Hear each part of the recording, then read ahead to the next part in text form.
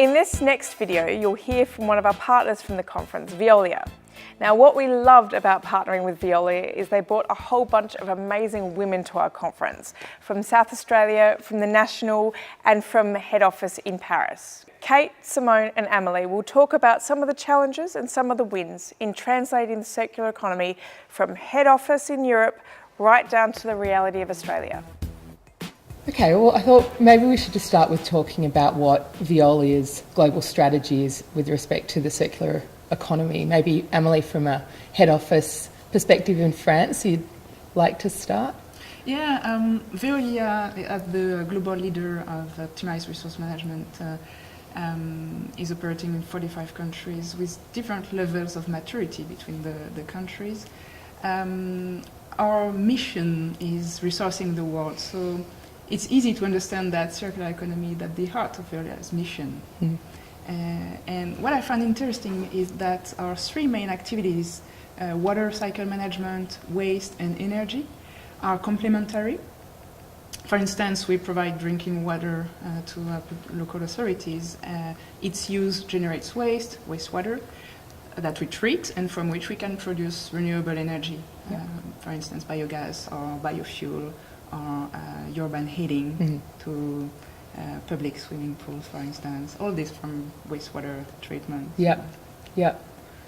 What about, I guess from an Australian perspective, do you want to touch on what the circular economy means to us here in Australia and New Zealand? Yeah, I think it's absolutely part of the Veolia Australia-New Zealand context. We are a resources company and we're providing sustainable solutions in lots of different sectors.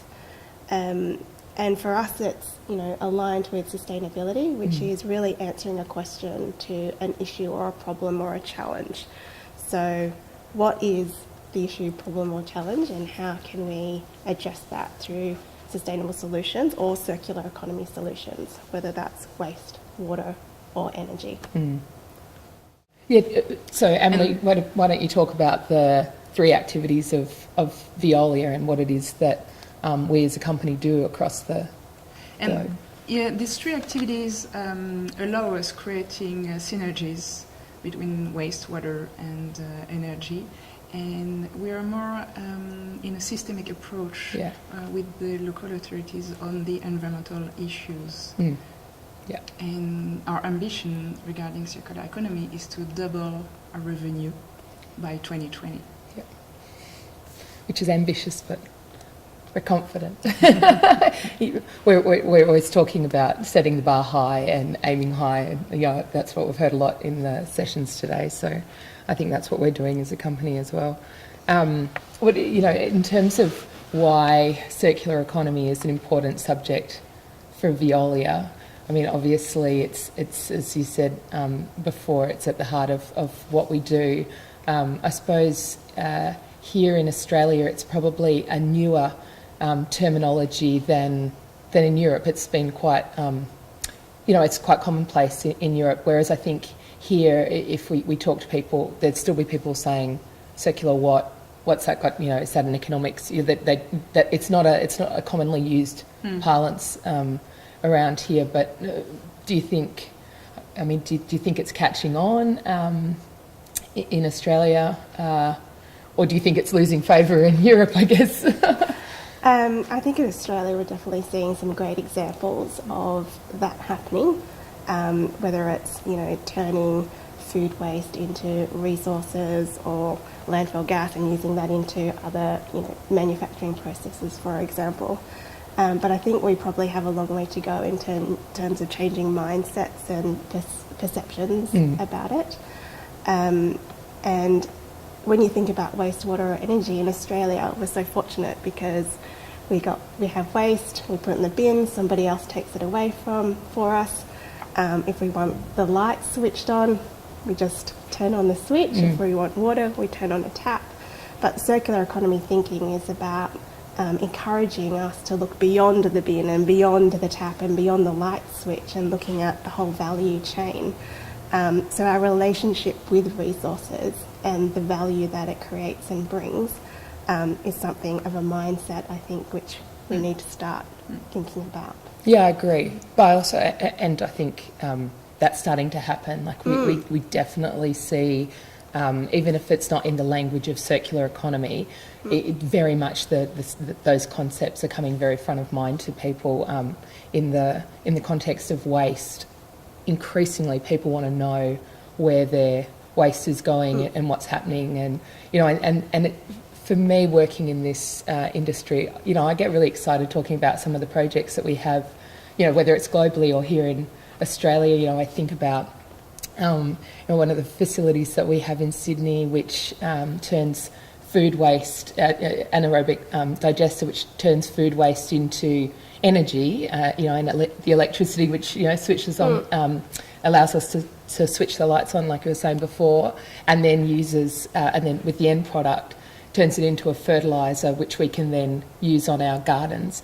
That's absolutely the circular economy in action, but it's not, and it's something that we've been doing for some while in Australia, but I don't think many people would actually know that that's what the circular economy is. So yeah, there's a bit of I guess education to be done, but the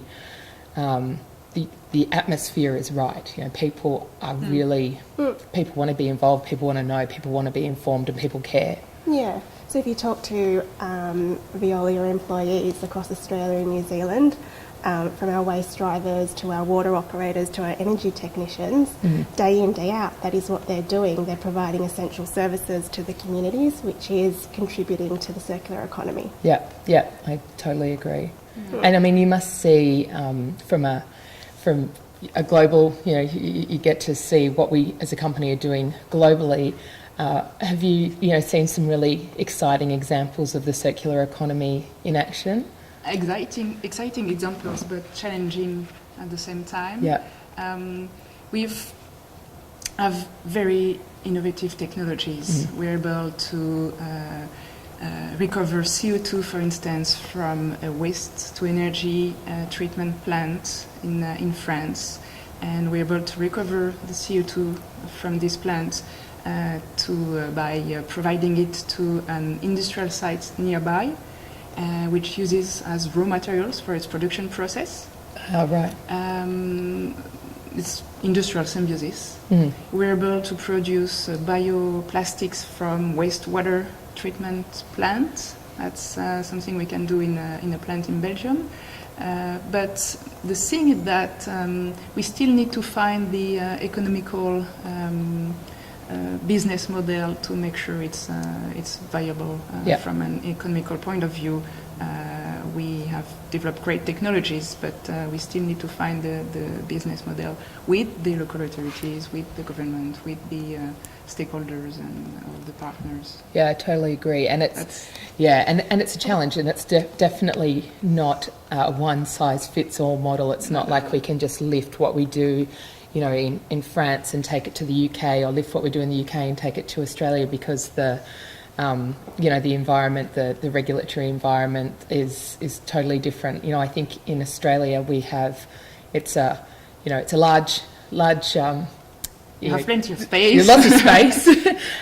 Not that many people compared to other countries of the world, but we still have multiple authorities. Whether we're talking about local councils, state governments, federal government, and in the space of water, waste and energy, there's then legislation which is each of those authorities administer, and that makes it additionally complex, and means that we can't necessarily just lift in the same exactly the same framework that works in one country and plonk it in Australia. We need to adjust it to fit our our systems and our communities, and so that's definitely a challenge of the circular economy. It depends on the local context. It absolutely does, yeah. Which is why I think of the that the terminology that is so often used in our company of going glocal. So it's sort of bringing the global knowledge and force and insights, but keeping it local and local to the the specifics of the community in which we're operating. And we find that in Australia or New Zealand. It doesn't, what we do in New Zealand mightn't be the same as what we do in Western Australia, and vice versa. And I think for it to be truly sustainable, we have to take the idea and make it scalable, and that's where we get the economic viability. Yeah, definitely. Definitely. Yeah, it's circular economy is a simple principle, but it's complex to put in practice. Certainly is. Yeah. It's a whole of systems change, which requires a lot of actors, a lot of partners, and a lot of collaboration. Because what you don't know is, what you don't know. So if you've got a material which somebody else could potentially use, you won't necessarily know until you have that conversation with them. Yeah. And a lot of people increasingly want to know what it is that you're talking about. Talking about in theory isn't enough. They want to touch it, feel it, and so that then requires a leap of faith and an investment to then prove it, to then scale it, which is an added level of complexity, I suppose, to the whole system.